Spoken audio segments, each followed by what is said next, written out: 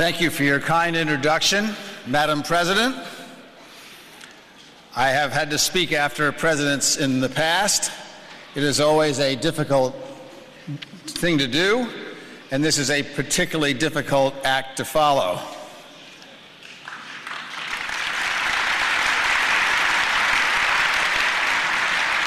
The President spoke about her belief in an Iran which stressed human rights, particularly human rights for women, particularly human rights for all members of all religious faiths. Madame Rajavi does not sound like a terrorist to me. She sounds like a president, and she should not be, or her organization should not be listed as a terrorist organization. We should be recognizing her as the president of Iran.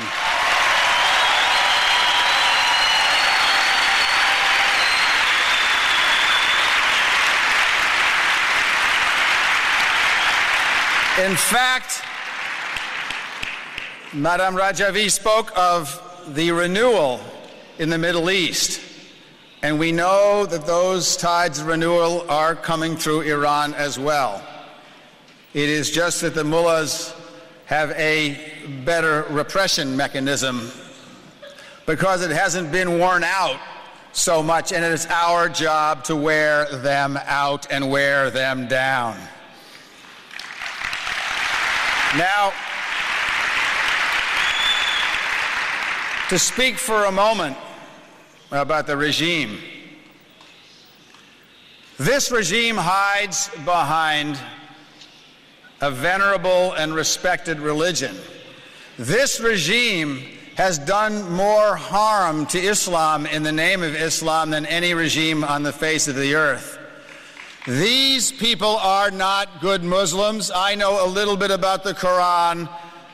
They claim to speak for God. God will decide who speaks for God, not the mullahs and not Khomeini.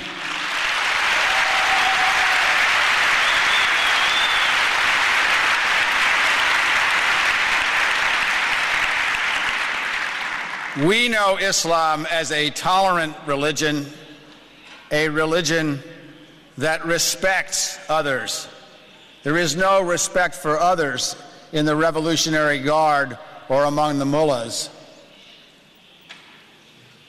So we need an elected democratic regime, government that respects human rights. This is the closest thing we have for that in Iran. But we need some other things quickly. The first thing we need is to make sure that 3,400 innocent civilians are protected in Ashraf. Prime Minister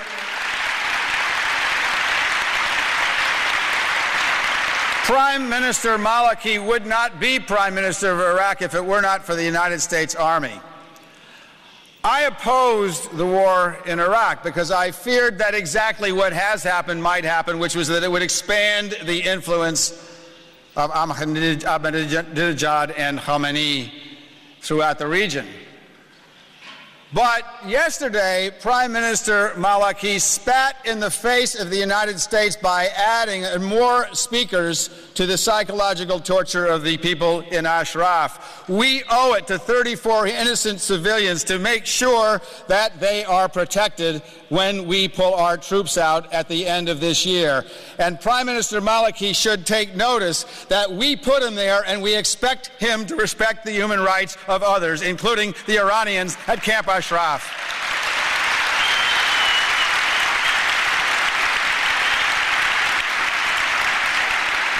And in order for that to happen, we must delist the MEK. The MEK has been an organization which has stood up for human rights and against violence for the past decade. This extraordinary speech that Madam President has just given would be, we would hope, the basis for a new government in Iran.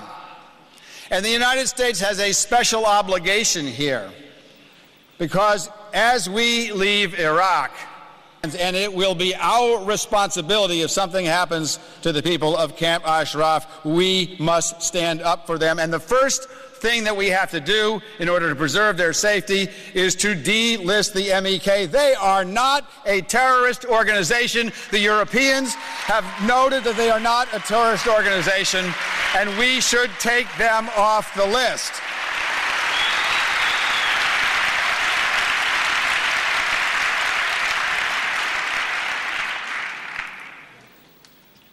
This is important not just for the people of Ashraf and not just for the people of Iran. This is important for the people of the United States of America. I am very proud of being an American for a lot of reasons. But the reason I am most proud of being an American is because of the fundamental moral principles that were laid out in the Declaration of Independence and the Constitution of the United States. We make mistakes like every other country, but we have been founded on high moral principles which respect the human rights of others, even though we may have disagreements. We do not expect that if Madame Rajavi becomes president of Iran or they have a regime change that we're going to agree with everything that goes on in the new Iranian government. But what we do want is to be able to talk with mutual respect to others who respect human life.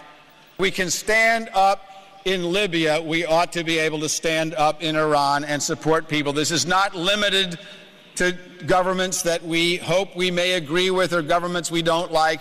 We have a declaration in the Constitution and the Declaration of Independence that says that the United States believes in standing up for human rights and for the oppressed. That means all people. I am here today to stand up for the people of Ashraf.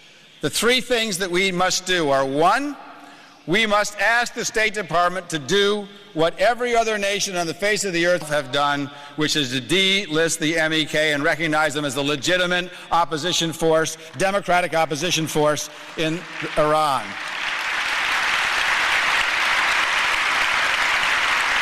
Two, we must not permit the government of Iraq, which we are responsible for, to oppress others, including the 3,400 people in Ashraf. We must take full responsibility for the protection of the people in Camp Ashraf. That is a United States responsibility.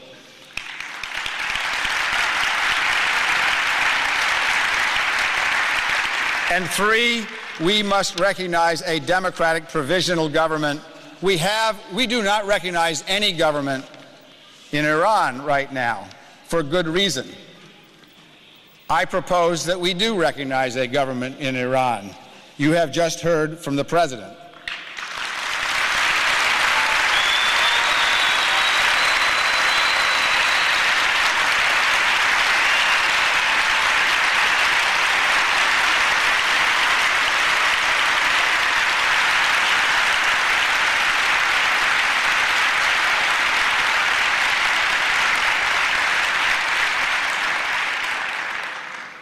It has not escaped my notice that when women take a prominent leadership role, democracy and the cause of peace is well served. There can be no more noble leader, as George Washington was in our country, who voluntarily limit the extent of their power for the sake of their country. We are extraordinarily lucky to have such a leader in waiting in Iran. And you have elected her, and I congratulate you.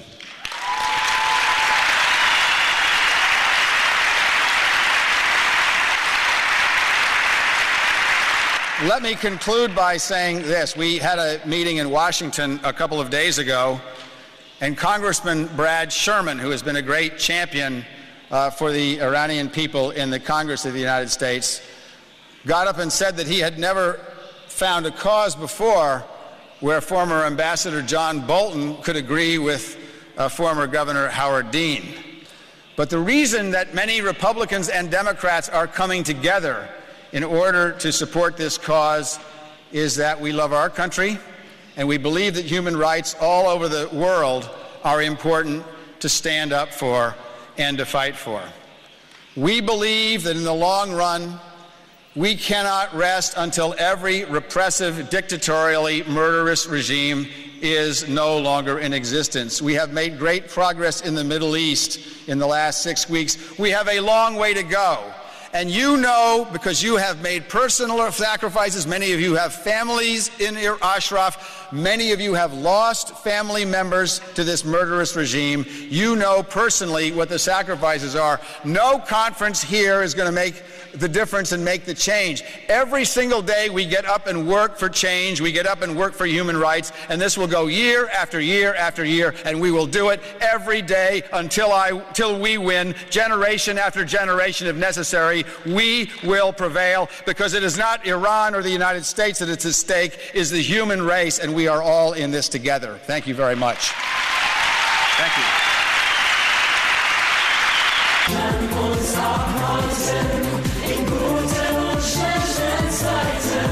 Zusammen sind wir wieder da, wir können